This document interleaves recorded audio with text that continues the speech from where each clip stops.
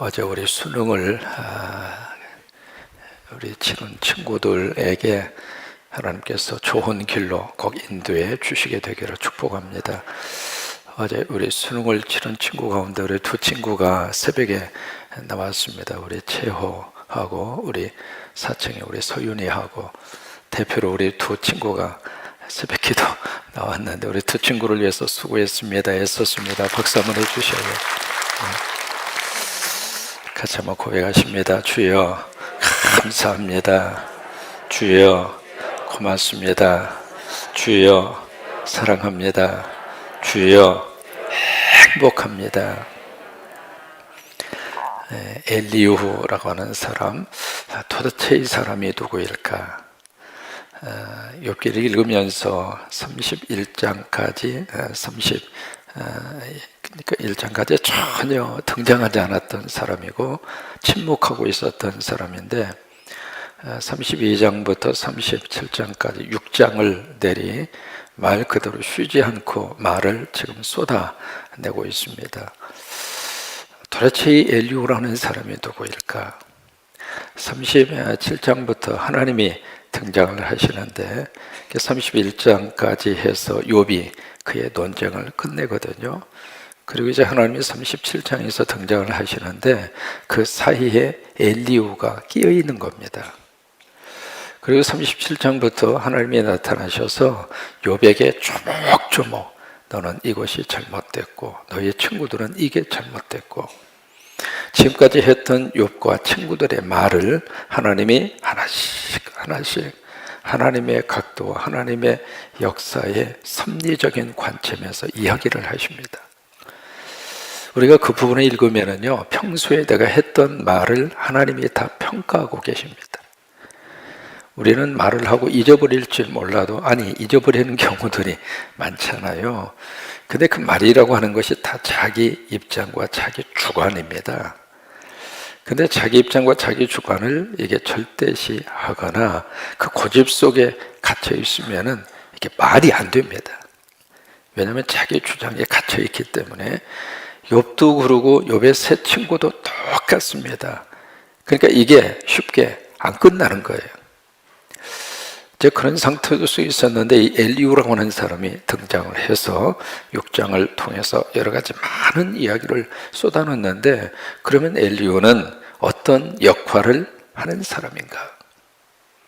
그러니까 욥이 하나님을 만나기 전에 그 중간에 어떤 완충 역할을 하는 사람으로 등장하지는 않는 것인가?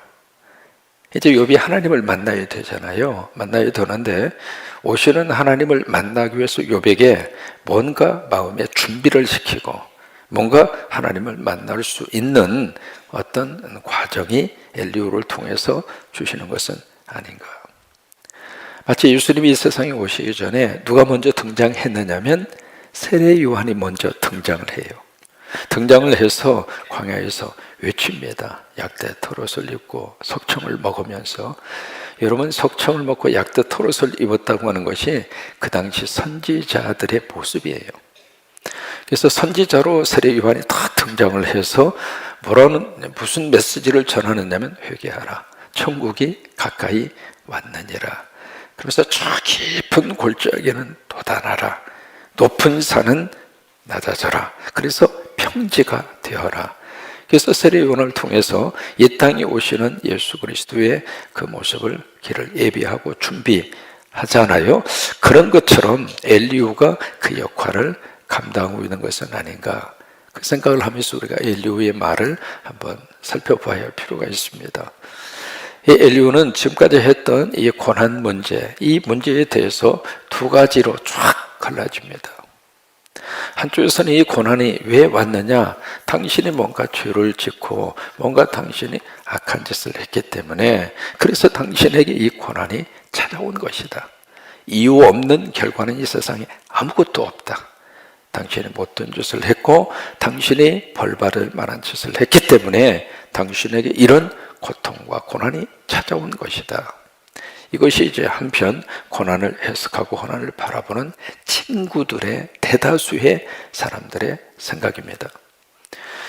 여기에 대해서 욥은 내가 아무리 생각해도 나는 죄를 범하지 않았다. 내가 이런 벌을 받을 만한 못된 짓 나는 하지 않았다. 그런 의미에서 나는 의의를 가지고 있는 사람이다. 의의를 주장을 하는 겁니다. 그런데 나는 아무런 이 고난을 받을 만한 나쁜 죄나 그런 행위를 하지 않았는데 왜 나에게 고난이 찾아왔는가? 도대체 이 고난을 주신 그 하나님, 나는 이해할 수가 없다. 그래서 이 두 가지 이것이 팽팽하게 대립을 이루고 있습니다. 그래서 이제 욥기가 길어진 거예요. 그러면서 이 욥은 여기 이제 나는 이 고난을 받을 만한 이유가 없는데 내 속에 이 고난이 찾아온 이 사실에 대해서 도대체 왜 그러시는지 나는 모르겠다. 그게 욥의 갈등입니다. 그래서 이제 이 부분을 쭉 설명을 하다가 보니까 욥에게 있어서 나는 의로운데 왜 나에게 고난을 주시는가? 그렇다면 그 고난을 주시는 하나님의 의는 무엇일까? 이것이 이제 욥이 갈등과 고민 속에 빠져 있는 질문입니다. 내가 믿는 하나님은 과연 어떤 분이신가? 내가 죄도 없는데 이 고난을 허락을 하시고 이 고난을 주시는 그 이유가 무엇인가? 그래서 이제 그 질문이 쭉 이렇게 올라가서 무슨 근본적인 질문 속에 도달을 하느냐면 하나님의 의는 도대체 무엇인가? 무엇이 하나님의 의인가? 우리가 신앙생활하고 살면서 가슴 속에 깊은 뭐가 자꾸 생기느냐면 질문이 던져집니다. 여러분, 질문이 있다고 하는 사실은요, 내가 아직 살아있다 그 말입니다. 하루를 살면서도 내 삶 속에서 던지는 질문이 있어야 그것이 하루의 삶을 의미 있게 삽니다. 여러 가지 많은 문제들이 우리 속에 쏟아져 들어올 수도 있고 예기치 않는 어떤 문제를 만날 수도 있고 어떤 결과를 우리들이 부딪힐 수 있는데 그 속에서 우리는 그냥 그런가 보다 하고 지나갈 것이 아니라 그 속에서 질문을 던져야 하는데 그 질문의 궁극적인 질문의 관계는 하나님과의 관계입니다. 그래서 이제 그 속에서 이 욥은 쭉 그 고민 속에 빠져 있다가 욥이 내린 결론은 나도 모르겠다. 내가 왜 이런 고생을 하고 이런 고통을 당하고 이런 그 고난의 늪지대 속에 내가 왜 빠져야 되는지 나도 모르겠다. 그게 이제 욥의 고민입니다. 엘리후는 오늘 성경에서 이제 두 장 엘리후가 이야기를 합니다. 36장, 37장 두 장을 이야기하는데 이 두 장에서 엘리후는 그의 태도 자체가 그 앞에 하고 다르게 굉장히 부드러워졌습니다. 그러면서 이 세 친구하고 욥이 가지고 있는 고난 문제에 대한 질문을 종합적으로 이 엘리후가 쭉 요약을 합니다. 그리고 또 하나, 이 엘리후가요 보통 사람이 아닙니다. 여기 욥기에 등장하는 사람들이 어느 시대 사람이냐면 아브라함 시대 사람이에요. 그 시대의 사람인데 그들이 가지고 있는 지혜, 그들이 가지고 있는 지식은 상상할 수 없을 정도로 높은 지식과 지혜를 가지고 있습니다. 욥기를 우리가 성경을 구별할 때 지혜서라고 합니다.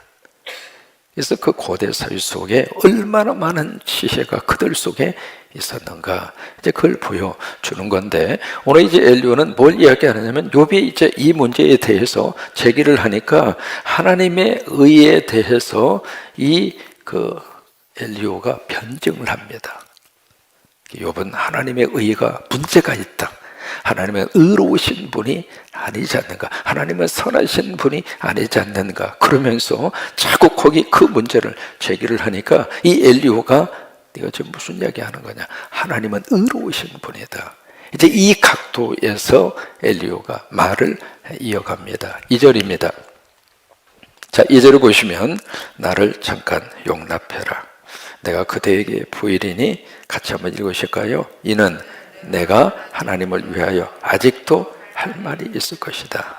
여기 내가 하나님을 위하여, 하나님 편에서 내가 이 문제를 당신들에게 말하겠다 그 말입니다.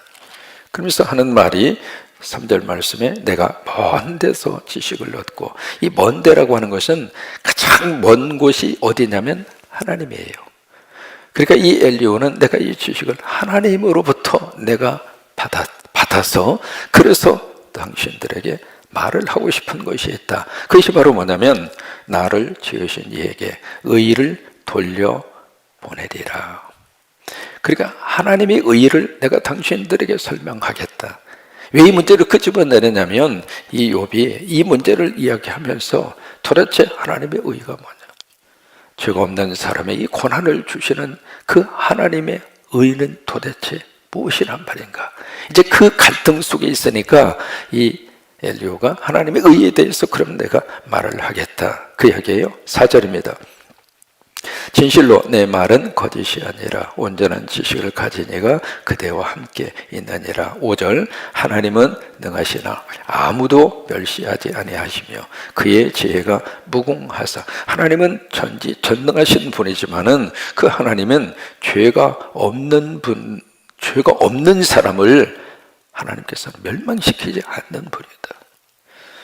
그러니까 당신이 죄가 없는데 죄가 없는 당신을 죽이기 위해서 하나님은 벌을 주시고 고난을 주시고 그런 분은 아니다, 그거예요.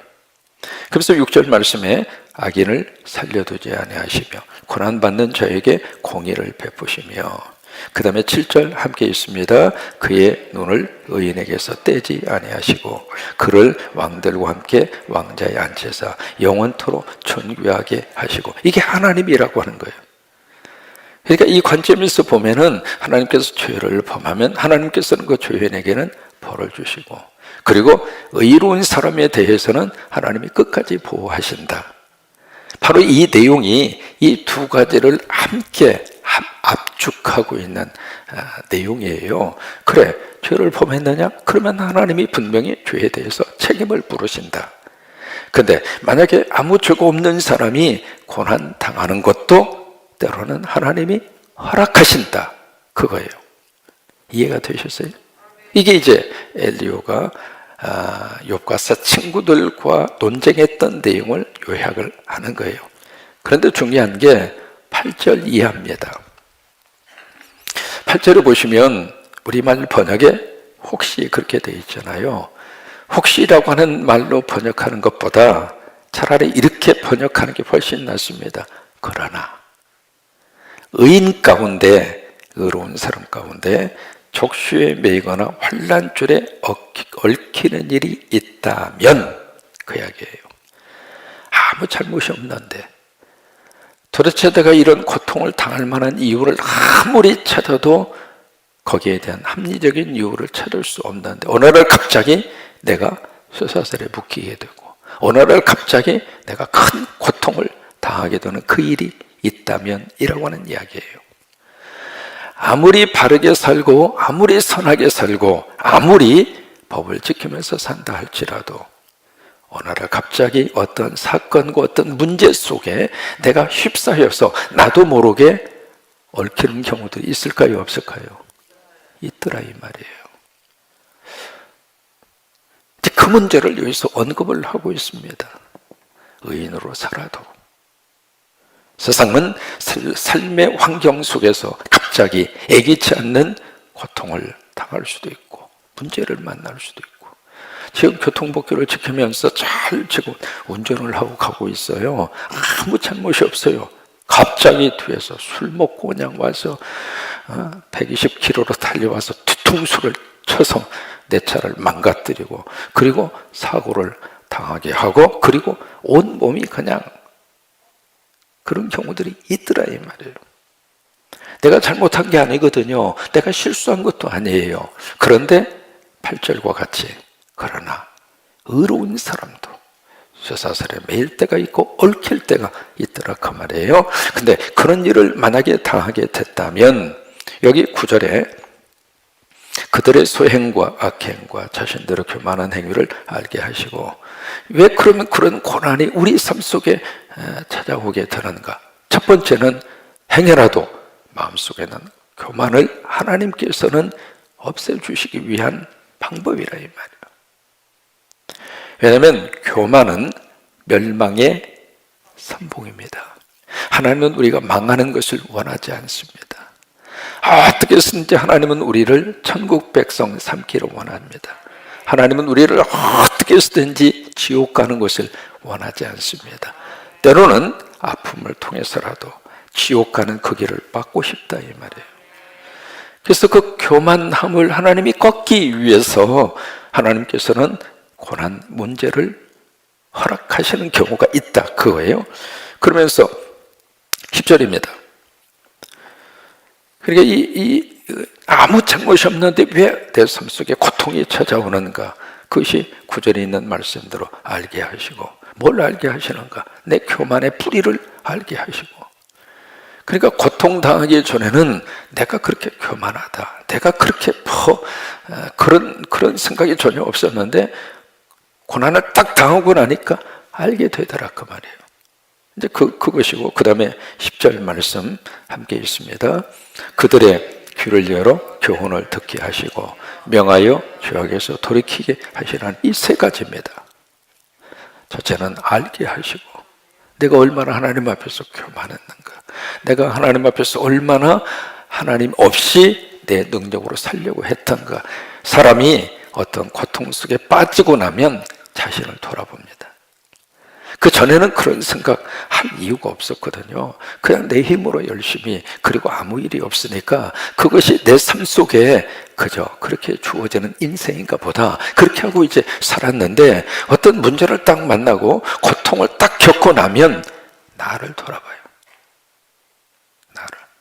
그럴 수밖에 없어요. 또 하나, 그 속에서 귀가 열린다 이 말이에요. 귀가 열려서 뭐가 들리는가? 하나님의 메시지가 들려옵니다. 가끔 이렇게 보면은요, 설교를 듣는 태도가 오늘날 갑자기 달라지는 분들이 계세요. 왜 그럴까? 하나님의 말씀 속에 내 귀가 열린 거예요. 그 전에는 설교를 그냥 설교다 그렇게 생각하고 들었거든요. 설교자로서 가장 가슴이 아픈 게 바로 뭐냐면, 막 엄마가 잔소리 하잖아요. 남편이 아내가 막 나름대로 어떤 말이 많아질 수도 있고 잔소리를 할 수도 있는데, 그때 나오는 반응 가운데 하나가 설교하지 마. 설교자로서 그 말을 들을 때마다 마음이 너무 아픈 거예요. 그럼 설교가 잔소리인가?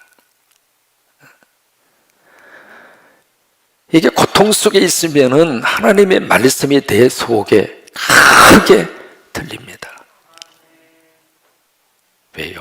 그때 가서 사람이 귀가 열리는 거예요. 전혀 나하고 상관이 없었고 나하고 관계가 없었고.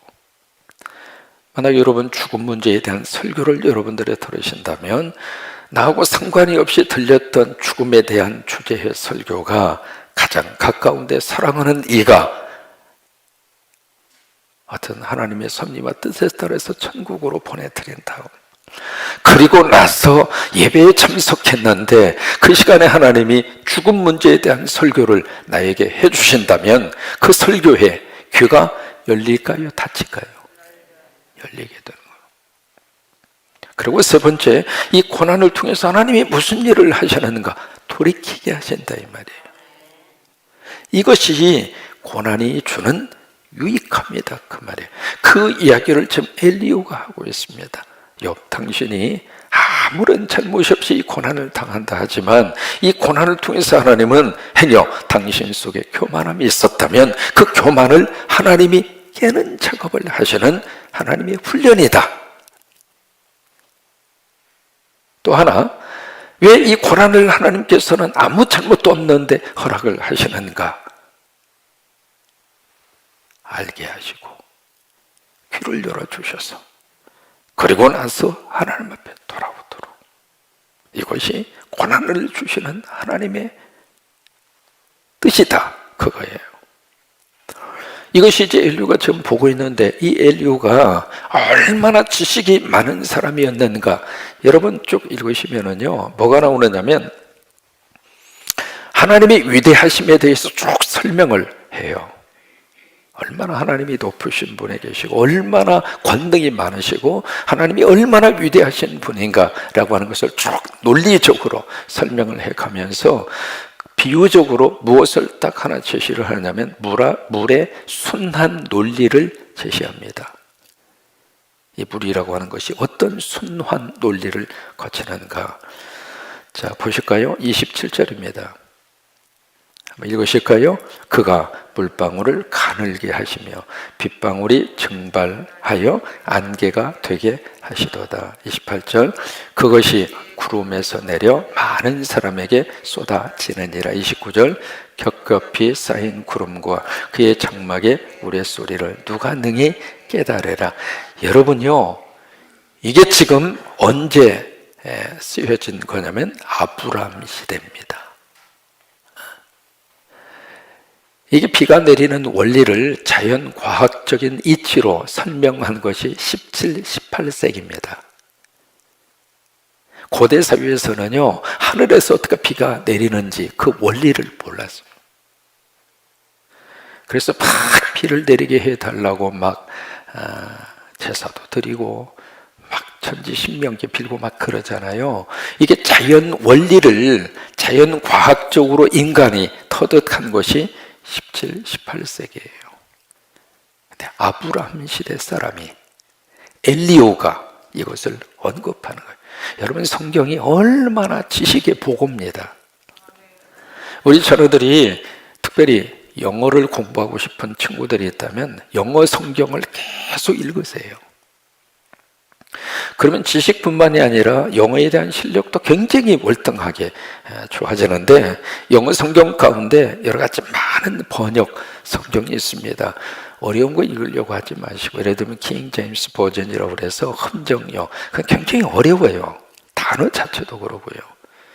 근데 최근 들어서 아주 쉬운 번역으로 나와져 있는 성경이 굉장히 많습니다. The Way라고 하는 성경, The Good News for the Moment, 현대인을 위한 좋은 소식, 이제 그렇게 번역이 되어져 있는 성경도 있고, The Better Daily Bible이라고 그래서 매일 성경이라고 하는 그 성경도 있고, BBE라고 하고 그래서 아주 쉽게 이렇게 번역이 되어져 있는 영어 성경이 굉장히 많아요. 근데 그 영어 성경을 하루에 한 장씩이라도 꾸준하게 읽어가면 지식뿐만이 아니라 영어 실력도 향상돼요. 우리 젊은 친구들에게는 그것을 꼭 도전을 좀 주고 싶어요. 어떻게 돼서 그 고대 사회의 사람이 이런 자연 이치의 지식을 알게 됐을까? 그 다음에 번개 이야기가 나오거든요. 번개. 30절을 보시면 보라 그가 번개불을 자기의 사면에 펼치시며 바다 밑까지 비치시고, 이 번개라고 하는 게 번개의 원리를 발견해낸 사람이 벤자민 프랭클린이에요. 이 사람이 18세기 사람이에요. 1700년도 1750 몇 년도 사람이니까 18세기 사람이거든요. 벤자민 프랭클린이 이 번개가 자연 현상이 아니라 전기적인 현상이다 밝혀낸 사람이 벤자민 프랭클린이에요. 그래서 그 사람을 통해서 피로침이 그때부터 생긴 거예요. 1초에 100번씩 번개가 칩니다. 이 지구에. 하루에도 8만 번 이상의 번개가 칩니다. 이 번개는 구름 속에 있는 자기장에서 전기적인 현상, 방전 현상이라 그러잖아요. 그러니까 전기를 방출해내는 그런 현상이거든요. 그러니까 자연적인 어떤 현상이 아니라 전기적인 현상이거든요. 그것을 전기로 보면서 연구하고, 그래서 결국 피로침을 만든 사람이 벤자민 프랭클린이거든요.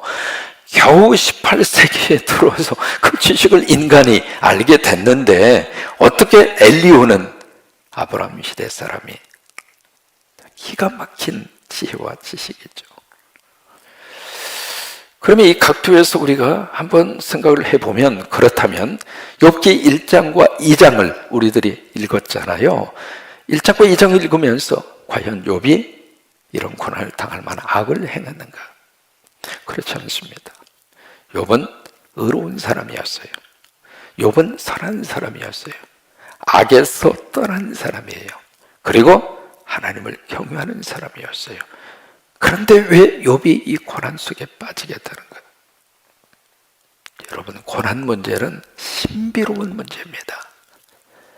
단순히 어떤 죄 때문에 내 삶 속에 그냥 견딜 수 없는 고난이 찾아왔다고 해석하고 끝나기에는, 이 고난이라고 하는 문제는 아주 심오한 문제입니다. 어느 때는 풀리지도 않고 어느 때는 해석이 되지도 않고, 그러면서도 내 삶 속에 고난의 깊은 가시가 박힐 수도 있고 그래요. 우리가 사도 바울 기억하잖아요. 그가 하나님 앞에 간절히 기도했던 기도 제목이 있습니다. 사탄이 자기의 몸에 가시처럼 박혀져 있는 그 문제. 얼마나 간절히 기도했으면, 내가 하나님 앞에 3번 기도했다. 1번, 2번, 3번이 아니거든요. 그만큼 간절히 기도를 했는데 거기에 대한 하나님의 응답이 있습니다. 내 은혜가 너에게 족하다. 왜냐하면 그 가시 때문에 네가 약하지만, 그 가시 때문에, 그 고통 때문에 네가 정말 연약하지만, 왜 그 가시가 여러 가지로 해석을 합니다. 치질로 해석하기도 하고, 안질이라고 해서 눈이 아주 시력이 안 좋은 걸로 해석하기도 하고, 또 하나 심한 경우에는 간질로 해석을 하기도 합니다. 간질이라고 하는 것은 갑자기 사람이 정신이 이상해지는 거잖아요. 막 설교하다가 말고 설교자가 간질 현상이 나타났다고 생각을 해보세요. 그러니까 이 사도 바울은 그 문제를 간절히 하나님 앞에 기도하는데, 하나님의 응답은 가시를 빼준 것이 아니라, 고난 문제를 해결해 주신 것이 아니라, 고난에 대한 태도와 고난에 대한 해석을 새롭게 해주십니다. 네가 그 가시 때문에 너는 끝까지 하나님 의지하고 끝까지 하나님의 능력으로 내가 주신 사명을 감당할 것이다. 우리가 지금 사도행전을 보고 있습니다마는 바울의 선교팀이 거기에 이제 무시아라고 하는 지역에 드로아 지역에서 환상을 보고 마게도냐로 건너가잖아요. 하나님이 가라고 해서 간 겁니다.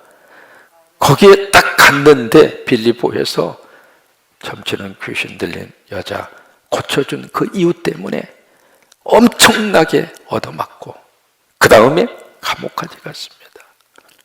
도대체 그 바울이 당하는 고난은 무엇으로 해석해야 하는 거예요? 바울의 생각 속에 늘 마음속에 가고 싶은 지역이 있었습니다. 어디냐면 로마입니다. 그래서 기회가 있을 때마다 나는 로마로 가리라. 결국 하나님께서 그를 죄수의 신분으로 로마로 압송을 당하게 합니다. 알렉산드리아라고 하는 배를 타고, 그러고 나서 쭉 로마를 향하여 항해를 하는데, 이 배가 유라굴라라고 하는 태풍을 만나게 됩니다. 그래서 바닷속에서 14일 동안 죽을 고생을 합니다.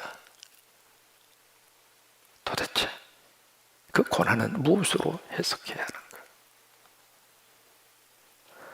해석되지 않는 고난이 우리 삶 속에 참 많이 있습니다. 이해되지 않는 고난이 우리 가정 속에, 내 인생 속에 그 고난이 얼마든지 있습니다. 여러분, 그 고난을 통해서 하나님이 무슨 일을 하실 것인가? 이 엘리후의 이 단어 속에서, 그러니까 이 고난 속에 그런 신비로움이 있는 거예요. 풀리지도 않고 이해되지도 않고 해석되지도 않는 고난의 신비로움. 이제 그 문제를 이 엘리후가 다음 장에서 살짝 건듭니다. 우리가 욥기를 쭉 함께 여기까지 달려왔습니다.